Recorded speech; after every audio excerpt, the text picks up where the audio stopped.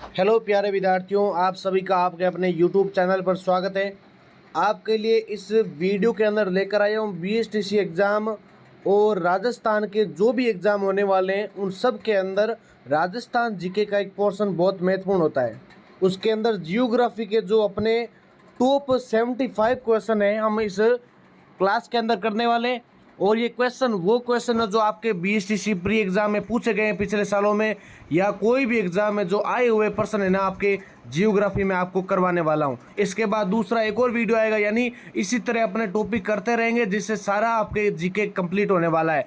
तो वीडियो को सभी ज़रूर देखें और अपने दोस्तों के साथ शेयर करें और वीडियो को लाइक और चैनल को सब्सक्राइब जरूर करें। और एक जो आप लाइक करोगे तो आपको एक हाइप का बटन मिलेगा, आप उस हाइप को जरूर करें। आपसे इतना निवेदन है ताकि आपके लिए हम अच्छे से अच्छे क्वेश्चन करवा सकें और अच्छे से अच्छा कंटेंट उपलब्ध करवा सकें।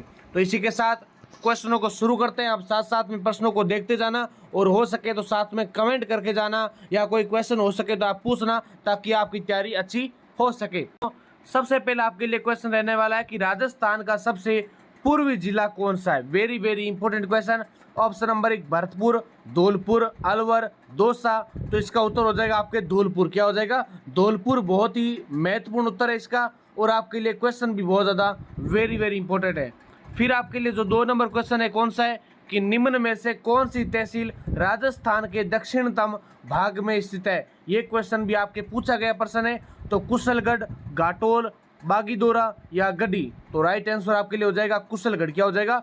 कुशलगढ़ इसका बिल्कुल राइट आंसर होने वाला है। फिर आपके लिए 3 नंबर क्वेश्चन रहने वाला कौन सा? 3 नंबर क्वेश्चन है कि राजस्थान राज्य की स्थिति विस्तार के संबंध में निम्नलिखित में से कौन सा कथन सही नहीं है। प्रथम प्रश्न को ध्यान से सुने और इसको अच्छे से देखें कि क्वेश्चन इस प्रकार के आते हैं। ऑप्शन नंबर 1 राज्य का उत्तर, दक्षिण, पूर्व एवं पश्चिम विस्तार क्रमशः 869 से किलोमीटर तथा 826 किलोमीटर है। ठीक है। फिर ऑप्शन नंबर 2 राज्य की आकृति विषम कोणीय चतुर्भुज के समान है। ये कथन। तीसरा कथन है कि राज्य की अंतर्राष्ट्रीय एवं अंतर्राज्यीय सीमाओं की लंबाई क्रमशः 1070 किलोमीटर तथा 4850 किलोमीटर है। तो चौथा ऑप्शन क्या है कि राज्य का भौगोलिक क्षेत्र भारत के कुल क्षेत्रफल का 10.41% के बराबर है। तो जो नीचे के 3 ऑप्शन है, यानी 2 नंबर, 3 नंबर और 4 नंबर, ये तीनों ऑप्शन क्या है विद्यार्थियों? बिल्कुल राइट है। जबकि जो ऊपर दे रखा है वो गलत हो जाएगा, क्योंकि जो उत्तर से दक्षिण है वो कितनी है? 826 है, जबकि पूर्व से पश्चिम कितनी है? 869 हो जाएगी। ठीक है। फिर आपके लिए चौथा क्वेश्चन कि राज्य की पूर्व से पश्चिम तक की चौड़ाई कितनी है। अभी हमने देखा राज्य की पूर्व से पश्चिम की चौड़ाई, तो आपके लिए राइट आंसर होने वाला 839, 896, 890 या 869। तो राइट आंसर हो जाएगा आपके लिए 869 किलोमीटर। कितना हो जाएगा? 869 किलोमीटर। फिर आपके लिए 5 नंबर क्वेश्चन है कि राज्य के राजस्थान के बारे में निम्नलिखित कथनों में से कौन सा एक सही नहीं है। तो कौन सा सही नहीं है बताने आपको कि उत्तर से दक्षिण की अपेक्षा पूर्व पश्चिम विस्तार अधिक है, उत्तर दक्षिण की अपेक्षा पूर्व पश्चिम विस्तार कम है, इसकी कुल स्थलीय सीमा 6000 किलोमीटर से कम है। और चौथा ऑप्शन क्या है? इसका अक्षांशीय विस्तार 4 अंश से अधिक नहीं है। तो इसका राइट आंसर क्या बताना है आपको कि इनमें से कौन सा सही नहीं है विद्यार्थियों? तो सभी को पता है कि जो उत्तर दक्षिण की अपेक्षा पूर्व पश्चिम है उसका विस्तार क्या होता है? ज्यादा है, न कि कम। क्योंकि हमने देखा कि पूर्व पश्चिम का कितना है? 869 किलोमीटर है। ठीक है विद्यार्थियों।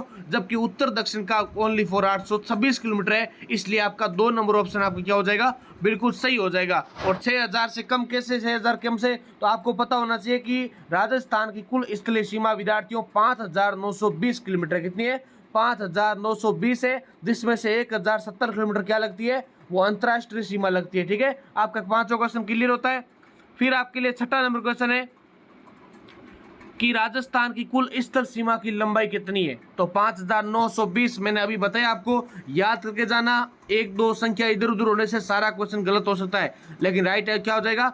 5920। तो अभी तक जिसने भी वीडियो को लाइक नहीं किया और चैनल को सब्सक्राइब नहीं किया है तो जल्दी से सभी विद्यार्थी लाइक कर दे, और लाइक करने के साथ ही आपको एक हाइप का बटन मिलेगा, आप सीधे उसको हाइप जरूर करें ताकि ये सभी विद्यार्थियों तक ये क्लास पहुंच सके।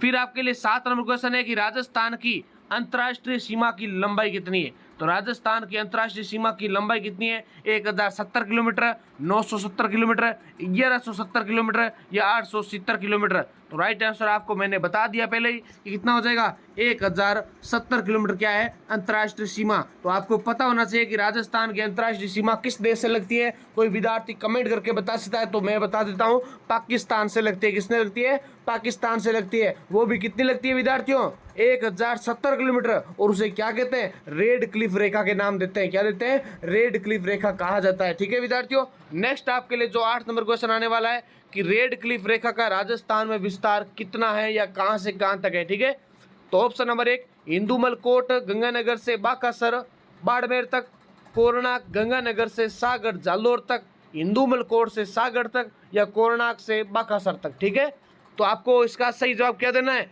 कि रेड क्लिफ रेखा का राजस्थान में विस्तार कहां से कहां तक है। तो विद्यार्थियों इंदुमल कोट से बाकासर बाड़मेर तक माना जाता है। फिर आपके लिए 9 नंबर क्वेश्चन कौन सा है? तो 9 नंबर क्वेश्चन आपके लिए आने वाला है कि राज्य के कौन से जिले अंतर्राष्ट्रीय सीमा पर दक्षिण से उत्तर की ओर स्थित है? गंगानगर, बीकानेर, जैसलमेर, बाड़मेर या बाड़मेर, जैसलमेर, बीकानेर, गंगानगर। ठीक है, तो आपको ध्यान होना चाहिए, एक तो बाड़मेर है, एक जैसलमेर है, एक बीकानेर है और एक गंगानगर है। ठीक है, चारों जिलों के नाम आपको याद होने चाहिए। चारों ऑप्शन आपके लिए बिल्कुल सही हो जाएंगे। फिर 10 नंबर क्वेश्चन है कि राजस्थान के कितने जिले पाकिस्तान की सीमा के सारे स्थित है? राजस्थान के ऐसे कितने जिले हैं जो पाकिस्तान की सीमा के सारे? 4, 6, 7, 5। राइट आंसर हो जाएगा 5। क्या हो जाएगा? 5 जिले आपका बिल्कुल राइट आंसर होने वाला है। फिर आपके लिए जो 11 नंबर क्वेश्चन है, प्रश्न संख्या 11, निम्नलिखित में से किस जिले में अंतर्राष्ट्रीय और अंतर्राज्यीय सीमा दोनों लगती है? हनुमानगढ़, बाड़मेर, जालोर, बीकानेर। तो राइट आंसर आपका हो जाएगा Barmer is a right answer. क्या हो जाएगा? बाड़मेर, इसका ऑप्शन नंबर 2 बिल्कुल सही जवाब है। फिर आपके लिए 12 नंबर क्वेश्चन है कि राजस्थान के पश्चिमी रेतीले मैदान के क्षेत्र में बालू का स्तूप पाए जाते हैं, वो कितने % पाए जाते हैं? तो राइट आंसर आपका होने वाला है 60%, 50%, 40% या 30%। तो राजस्थान के जो पश्चिमी रेतीले मैदान है उसकी संख्या विद्यार्थियों 60% है। कितनी है? 60% हो जाएगा। फिर आपके लिए 13 नंबर क्वेश्चन कि राजस्थान में मरुस्थल का विस्तार दिशा में हो रहा है, यानी किस दिशा से किस दिशा में हो रहा है? तो पूर्व से पश्चिम, दक्षिण से उत्तर, पश्चिम से पूर्व या उत्तर से दक्षिण। तो राइट आंसर उत्तर नंबर 3 है आपका, पश्चिम से पूर्व। क्या हो जाएगा?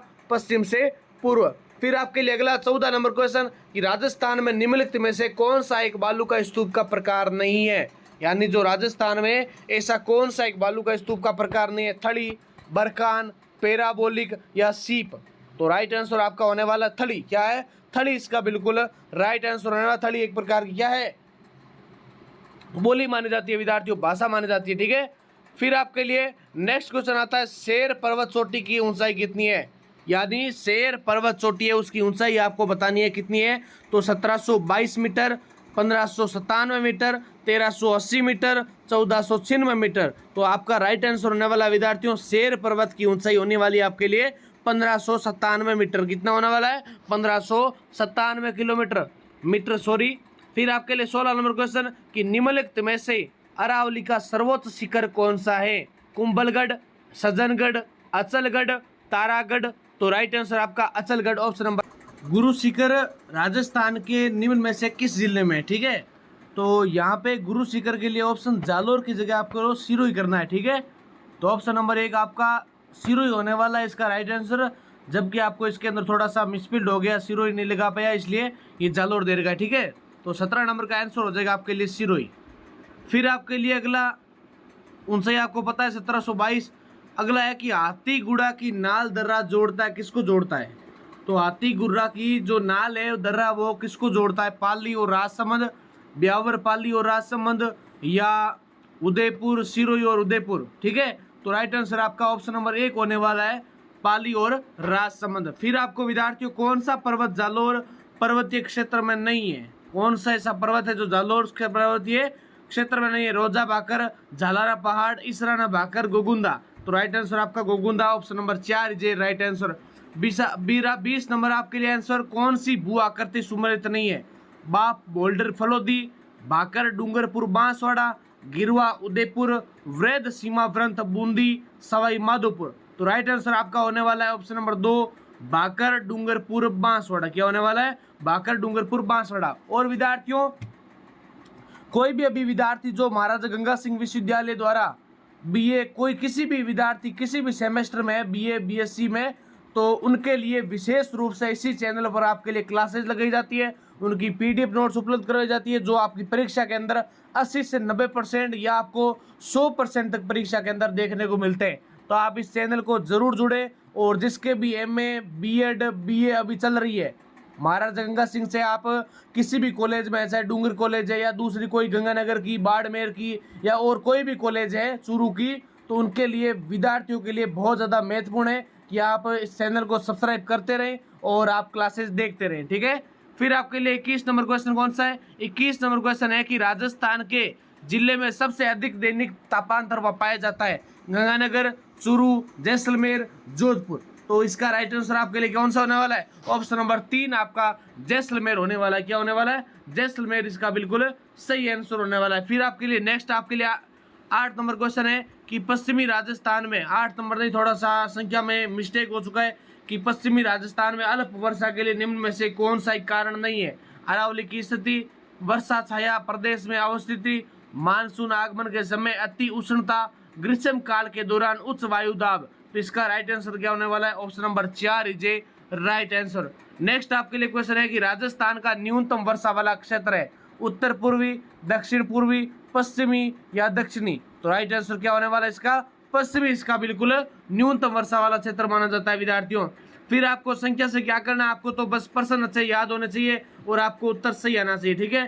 कि राजस्थान के कौन से भाग में अधिकतम वर्षा प्राप्त होती है और निम्नलिखित में से सर्वाधिक उपयुक्त उत्तर चुनना है। ठीक है।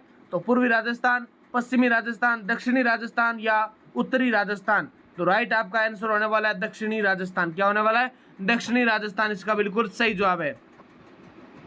फिर आपके लिए कि राजस्थान में नदी प्रवाह कितने रूपों में पाया जाता है? 2, 3, 4, 5? तो सही आंसर आपका 3 होने वाला है। क्या होने वाला है? 3 होने वाला है। अब आपको मैं थोड़ा सा एक क्वेश्चन पूछ लेता हूं ताकि आप कमेंट सेक्शन में इसका उत्तर दे सके। क्या दे सके? उत्तर दे सके विद्यार्थियों। बस आपको बहुत ही आसान क्वेश्चन पूछूंगा जो आपकी परीक्षा के अंदर आएगा भी और आपको याद भी करके जाना है। बस आपको क्या देना है? इसका उत्तर देना है। अब आपको बताना है कि जो मेसा का पठार है विद्यार्थियों, मेसा का पठार किस जिले में स्थित है? आपको कमेंट सेक्शन में बताना है कि सर मेसा का पठार इस जिले में। आपको ऑप्शन दे देता हूं, उदयपुर, राजसमंद, चित्तौड़गढ़, सिरोही। दोबारा ध्यान से सुनिए, मेसा का पठार किस जिले में है? उदयपुर में, राजसमंद में, चित्तौड़गढ़ में या सिरोही में? आपको राइट आंसर पता होना चाहिए। मेसा का पठार, दोबारा सुनिए, मेसा का पठार उदयपुर, राजसमंद, चित्तौड़गढ़, सिरोही। ठीक है। तो चलते हैं अगले नेक्स्ट क्वेश्चन की ओर। अंतः अपवा तंत्र में कौन सी नदी सम्मिलित नहीं है? अंतः अपवा तंत्र में कौन सी नदी सम्मिलित नहीं है? सूकड़ी, काकनी, कांटली, साबी? तो राइट आंसर क्या हो जाएगा? सूकड़ी हो जाएगा। क्या हो जाएगा? सूकड़ी इसका बिल्कुल सही आंसर आपके लिए होने वाला है। नेक्स्ट आपके लिए जो 25 नंबर क्वेश्चन कि निम्नलिखित में से नदियों में से कौन सी अंतः प्रवाही नदी नहीं है? लूणी, मेंढा, बाकल, खारी? राइट आंसर क्या है इसका? बाकल इसका बिल्कुल सही आंसर होने वाला option number 3 is a. 26 number question कि निम्न में से कौन सी राजस्थान की एक नदी अंतः प्रवाह प्रणाली के अंतर्गत नहीं है? जाखम, कांटली, काकनी, गगर, जाखम? तो राइट आंसर 26 नंबर का राइट आंसर क्या हो जाएगा? जाखम इसका बिल्कुल सही जवाब होने वाला है। फिर आपके लिए 27 नंबर क्वेश्चन कि राजस्थान के अंतः प्रवाही अपवा तंत्र में कौन सी नदी सम्मिलित नहीं है? पश्चिमी बनास, रूपारेल, साबी, काकनी? तो सही आंसर है आपका पश्चिमी बनास। क्या हो जाएगा? पश्चिमी बनास इसका बिल्कुल राइट आंसर है। फिर जिस नदी का जल किसी खुले महासागर में नहीं पहुंचता है वह क्या है? साबरमती, जाखम, कांटली, सोम? तो कांतली नदी हो जाएगी। क्या हो जाएगा? कांतली नदी option number 3 is a right answer. 29 number question Rajasthan की कौन सी नदी वैदिक एवं पुराण काल से संबंधित है? सरस्वती नदी, माही नदी, बाणगंगा नदी, लूणी नदी? तो राइट आंसर आपका सरस्वती नदी हो जाएगा। क्या हो जाएगा? सरस्वती नदी हो जाएगा। मर्त नदी की उपमा किस निम्न में से किस नदी को दी गई है? कांतली, काकनी, साबी, गग्गर? तो गग्गर नदी का इसका राइट आंसर आपके लिए होने वाला है। जो राजस्थान की नदी है वो विलुप्त हो चुकी है, मर्त नदी हो चुकी है। ठीक है। फिर आपके लिए 31 नंबर क्वेश्चन है कि राजस्थान के दक्षिण पूर्वी पठार में भाग में औसत वर्षा वार्षिक होती है? 40 से 70, 80 सेंटीमीटर से 120, 70 से 180, 10 से 20, तो राइट आंसर आपका 80 से 120 होने वाला है, बिल्कुल इसका सही जवाब हो जाएगा विद्यार्थियों।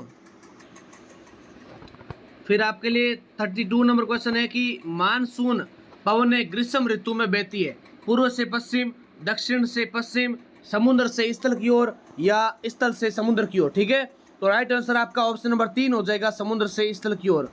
फिर आपके लिए 33 नंबर क्वेश्चन है कि राजस्थान के किस भाग में सर्वाधिक वर्षा की परिवर्तनता पाई जाती है, सुदूर पश्चिमी भाग में, उत्तर पूर्वी भाग में, दक्षिणी भाग में या उत्तरी भाग में। तो राइट आंसर आपका होने वाला है सुदूर पश्चिमी भाग, यानी उत्तर नंबर आपका option number 1 is right answer क्या हो जाएगा, ऑप्शन नंबर 1 इसका बिल्कुल सही जवाब है। ग्रीष्म ऋतु में कम वायु दाब का क्षेत्र होता है पूर्वी क्षेत्र में, उत्तर पूर्वी क्षेत्र में, दक्षिण क्षेत्र में या उत्तर पश्चिमी क्षेत्र में। तो राइट आंसर क्या हो जाएगा, उत्तर पश्चिमी क्षेत्र में, इसका बिल्कुल 34 नंबर का राइट आंसर होने वाला है विद्यार्थियों। नेक्स्ट आपके लिए 35 नंबर क्वेश्चन है कि मानसून शब्द किस भाषा के शब्द से बना है। तो मानसून शब्द है वो फारसी, जर्मन, अरबी या अंग्रेजी भाषा के शब्द से बना है। तो राइट आंसर क्या हो जाएगा, उत्तर नंबर या ऑप्शन नंबर 3 अरबी भाषा के शब्द से बना है। किस भाषा से, अरबी भाषा के शब्द से बना है विद्यार्थियों। नेक्स्ट आपके लिए 36 नंबर क्वेश्चन है कि राजस्थान में जून महीने में न्यूनतम वायु दाब किस जिले में संभावित है। राजस्थान का ऐसा कौन सा जिला है जहां पर न्यूनतम वायु दाब होता है, बूंदी, बाड़मेर, जैसलमेर, राजसमंद।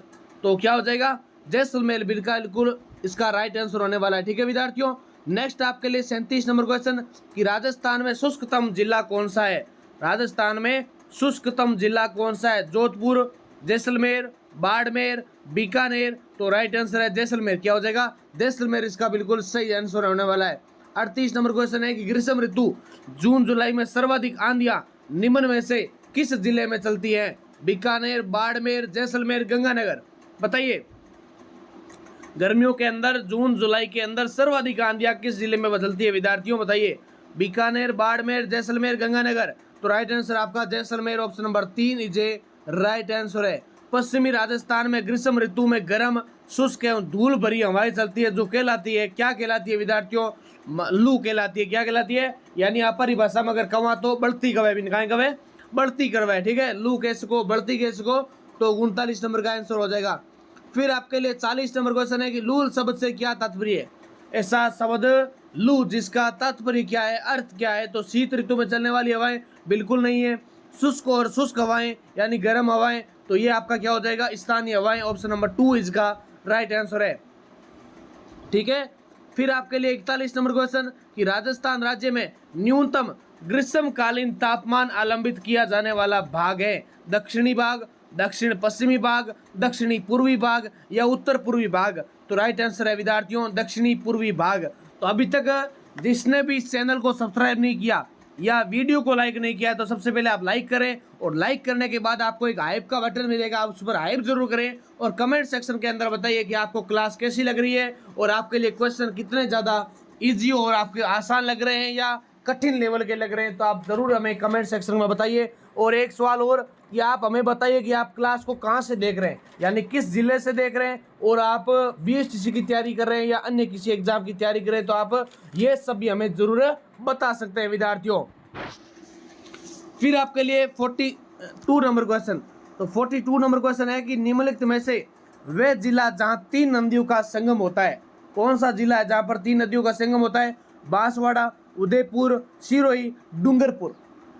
तो राइट आंसर क्या हो जाएगा, डूंगरपुर हो जाएगा। जैसा कि आपको पता होना चाहिए सोम, माई, जाकम 3 नदियों का बेणेश्वर धाम के अंदर क्या होता है, वहां पर बेणेश्वर धाम पर त्रिवेणी संगम होता है जो कि डूंगरपुर में है। जो कि जगह का नाम क्या है, आपके लिए जगह का नाम बता देता हूँ, याद करके जाना, नवाटापुरा डूंगरपुर। क्या हो जाएगा, नवाटापुरा डूंगरपुर इसका बिल्कुल राइट आंसर हो जाएगा। वहां पर बेणेश्वर धाम होता है। बेणेश्वर धाम की स्थापना संत माव जी ने की थी। आपको ये भी एक पॉइंट याद होना चाहिए। ठीक है विद्यार्थियों। फिर आपके लिए नेक्स्ट आपके लिए क्वेश्चन होने वाला है कि बेणेश्वर माई नदी वह किसका संगम होता है। मैंने अभी जस्ट बताया आपको कि माही नदी और बेणेश्वर नदी और सोम नदी का क्या होता है, वहां पर संगम होता है विद्यार्थियों। नेक्स्ट आपके लिए 44 नंबर क्वेश्चन, माही नदी का प्रवाह क्षेत्र मुख्यतः किस दिशा में है। माही नदी का प्रवाह क्षेत्र किस दिशा में है, उत्तर से दक्षिण, दक्षिण से उत्तर, पूर्व से पश्चिम या पश्चिम से पूर्व। तो राइट आंसर है उत्तर से दक्षिण। क्या हो जाएगा, उत्तर से दक्षिण राजस्थान की कौन सी नदी अरब सागर में गिरती है? चंबल, बनास, माही, लूनी। तो राइट आंसर आपके लिए loony answer is a right answer. क्या हो जाएगा? लूनी नदी आपका बिल्कुल सही जवाब होने वाला है। फिर आपके लिए 46 नंबर की कौन सी नदी कच्छ के रण में विलीन हो जाती है, मिल जाती है? तो राजस्थान की ऐसी कौन सी नदी है जो कच्छ के रण गुजरात में मिल जाती है या विलीन हो जाती है? बनास, चंबल, लूनी, माही। तो राइट आंसर आपका क्या होने वाला है? लूनी नदी इसका बिल्कुल राइट आंसर है विद्यार्थियों। चंबल नदी किसकी सहायक नदी है? चंबल नदी किसकी सहायक नदी है? गंगा, यमुना, नर्मदा, गोदावरी। तो बताइए चंबल नदी किसकी सहायक नदी है? राइट आंसर ऑप्शन नंबर 2 यानी यमुना नदी क्या हो जाएगा? बिल्कुल इसका सही जवाब हो जाएगा। अगला आपके लिए 48 नंबर क्वेश्चन, बनास नदी किसकी सहायक नदी है? बनास नदी किसकी सहायक नदी है? चंबल, यमुना, गंगा, माही। चंबल, यमुना, माही, गंगा। तो राइट आंसर है चंबल नदी। क्या हो जाएगा? चंबल नदी इसका बिल्कुल राइट आंसर हो जाएगा। अगला आपके लिए क्वेश्चन है 45 नंबर, बापी या बाप नदी किस जिले में बहती है? जैसलमेर, बाड़मेर, बीकानेर, जोधपुर। तो राइट आंसर है क्या हो जाएगा? बाप वैसे फड़ोदी हो गया अब, लेकिन आप जैसलमेर एक बार इसको देख लेना, ठीक है। ये क्वेश्चन थोड़ा सा गलत हो सकता है, मिसप्रिंट की वजह से टाइप हो गया, तो इसको हम दोबारा देख लेंगे या उसका सॉल्यूशन आपको टेलीग्राम पर करवा दूंगा। राजस्थान में बहने वाली सबसे लंबी नदी कौन सी है? राजस्थान में बहने वाली सबसे लंबी नदी कौन सी है? चंबल, बनास, माही, लूनी। तो आपको पता होना चाहिए कि राजस्थान में बहने वाली सबसे लंबी नदी है चंबल नदी। कौन सी नदी है विद्यार्थियों? चंबल नदी इसका बिल्कुल है। लूनी नदी अंततः कहाँ जाकर समाप्त होती है? लूनी नदी अंततः कहाँ जाकर समाप्त होती है? अरब सागर, कच्छ का रण, खंबात की खाड़ी या थार मरुस्थल। तो राइट आंसर आपका है कच्छ का रण। क्या हो जाएगा? कच्छ का रण इसका बिल्कुल सही जवाब होने वाला है। फिर आपके लिए 53 नंबर क्वेश्चन, राजस्थान की एकमात्र 12मासी सदैव बहने वाली नदी कौन सी है? राजस्थान की एकमात्र 12मासी सदैव बहने वाली नदी कौन सी है? बनास, चंबल, माही, लूनी। तो राइट आंसर आपका चंबल नदी। कौन सा है? चंबल नदी इसका बिल्कुल राइट। अगला क्वेश्चन है 55 नंबर की, चंबल नदी का उद्गम कहाँ से होता है? सतपुड़ा पर्वत, विंध्याचल पर्वत, जनाभाव पहाड़ी, अरावली पर्वत, हिमालय। तो राइट आंसर आपका होने वाला है विंध्याचल पर्वत, जनाभाव पहाड़ी से, ठीक है। फिर आपके लिए 56 नंबर क्वेश्चन की, माही नदी किस राज्य से निकलती है? राजस्थान, गुजरात, मध्य प्रदेश या उत्तर प्रदेश। राइट आंसर आपका मध्य प्रदेश हो जाएगा। मध्य प्रदेश माही नदी का उद्गम स्थल माना जाता है। फिर आपको माही नदी के बारे में ये भी पता होना चाहिए विद्यार्थियों कि ये मऊ की पहाड़ियों से निकलती है, इसलिए क्या नाम पड़ गया इसका? माही नदी नाम पड़ गया विद्यार्थियों, ठीक है। और ये क्या करती है? एक तो डूंगरपुर, एक बांसवाड़ा की सीमा बनाते हुए कुल कितना बढ़ती है? 576 किलोमीटर का मार्ग तय करती है, ठीक है। और एक आपको ये भी पता होना चाहिए कि इसके बाद में नेक्स्ट क्वेश्चन आपके लिए आने वाला है 57 नंबर की, राजस्थान की कौन सी नदी पूर्व की ओर बहती है? लूनी, चंबल, सागरमती, माही। तो राइट आंसर आपका चंबल हो जाएगा, इसका 2 नंबर आंसर। फिर आपके लिए गगर नदी का प्राचीन नाम क्या था माना जाता है? तो सरस्वती नदी गगर नदी का प्राचीन नाम माना जाता है। फिर आपके लिए कि राजस्थान में सबसे अधिक जल ग्रहण करने वाली किस क्षेत्र नदी का है? तो चंबल, बनास, माही, लूनी। तो बनास इसका सही जवाब दे रहा है कि बनास नदी उसका क्या है? सबसे अधिक जल ग्रहण है। और आपको साथ साथ ये पता होना चाहिए कि बनास नदी का उद्गम स्थल कहाँ है? खमनोर की पहाड़ियाँ। कहाँ पर है? खमनोर की पहाड़ियाँ इसका उद्गम स्थल माना जाता है। और ये कुंभलगढ़ की दक्षिण की ओर बहते हुए पूरब मार्ग में राज्य में चलती है विद्यार्थियों। फिर आपको 60 नंबर क्वेश्चन की, राजस्थान की कौन सी नदी मरुस्थल की जीवन रेखा कहलाती है?